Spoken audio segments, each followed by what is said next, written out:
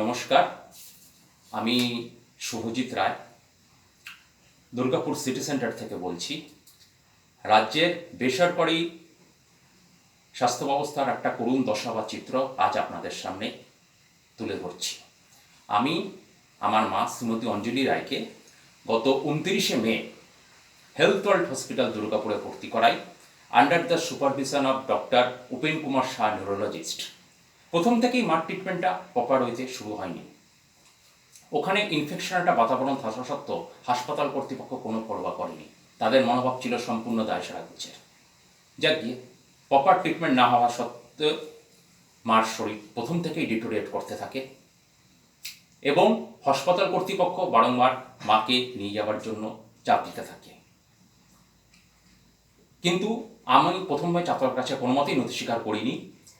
আমার বক্তব্য ছিল যে মার প্রথমে আইসিইউ থেকে বেডে আসার পর ক্রমশ উত্থান শক্তি ভেঙে যায় এবং অবস্থা আমি কেমন করে মাকে ঘরে নিয়ে যাব।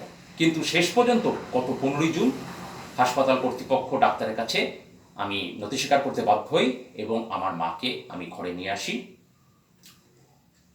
যথারীতি ডাক্তার সার্টিফিকেট লিখে দেন, patient conditions will be becomes gradually improved and she will be discharge now with normal diet.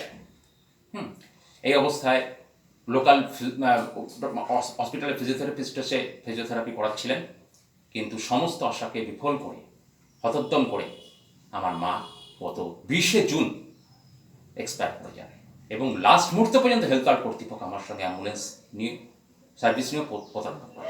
এই কোন সমাজে বাস করছি আমরা? আজকে সাধারণ মানুষের, বয়স্ক নাগরিকের নিরাপত্তা কোথায় রয়েছে?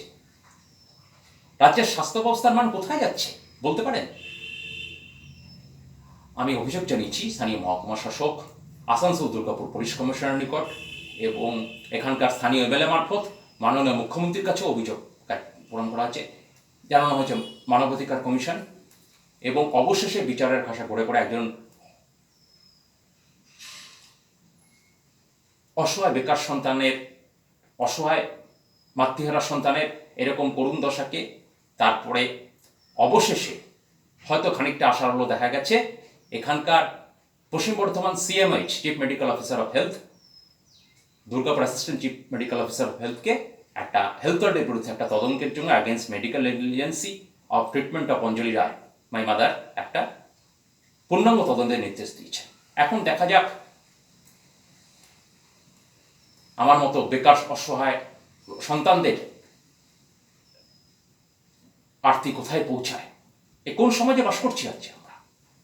আজকে সামান্য বয়স্কদের কঠিন পরিস্থিতিতে আমার প্রত্যেকের কাছে এবং এর মাধ্যমে জনসচেতন করে তোলা এবং স্থানীয় মিডিয়ার মাধ্যমে প্রত্যেকের কাছে আমার আবেদন, যাতে এইরকম করুণ দশা আর কোনো সন্তানের জীবনে না আসে, আর কোনো মায়ের জীবনে না আসে। নাহলে তো পৃথিবী বাসযোগ্যের যোগ্য থাকবে না, ভবিষ্যৎ প্রজন্মের জীবন পুরো অন্ধকার। অবিলম্বে এর প্রতিকারের জন্য মাননীয় মুখ্যমন্ত্রী সহ প্রশাসনকে উদ্যোগী ব্যবস্থা গ্রহণ করতে হবে। প্রশাসনকে যথেষ্ট ব্যবস্থা নিতে হবে এবং বেআইনি নার্সিংহোমগুলো যারা দুর্গাপুরে বসবাস, সমগ্র রাজ্যের বসে এবং হসপিটালগুলো যারা বেসরকারি হসপিটালগুলো যারা এবং এই সমস্ত ঘাতক ডাক্তারদের অবিলম্বে চিহ্নিত করে লাইসেন্স বাজেয়াপ্ত করার জন্য আবেদন আর্থী জানাচ্ছি। তবেই তো সমাজ কলুষিত মুক্ত হবে, নাহলে আমার মতো অসহায় সন্তানরা চিরকালই মাতৃহারাই হতে থাকবে।